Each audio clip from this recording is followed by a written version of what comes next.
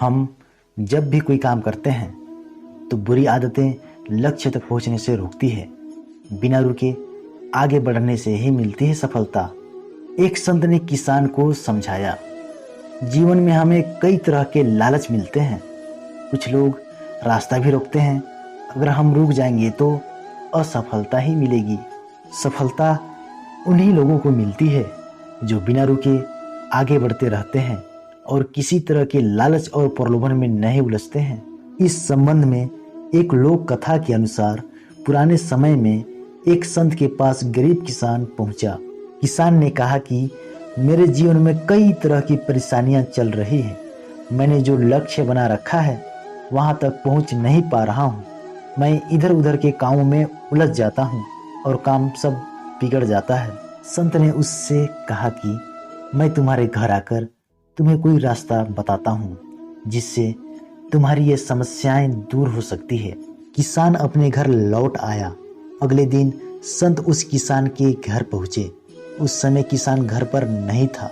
किसान की पत्नी ने संत का आदर सत्कार किया और उन्हें बैठने के लिए उचित स्थान दिया। महिला ने अपने पति को बुलाने के लिए बेटे को खेत भेजा।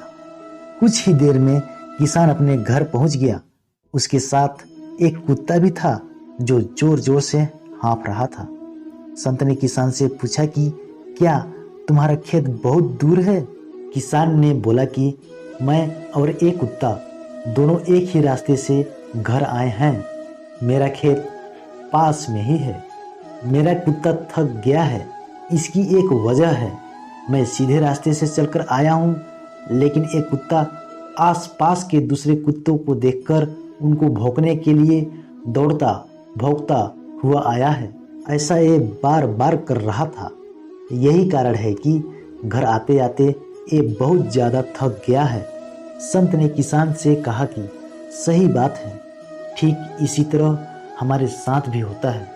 हम किसी काम को पूरा करने में लगे रहते हैं, तब हमारे सामने कई तरह की रुकावटें आती है।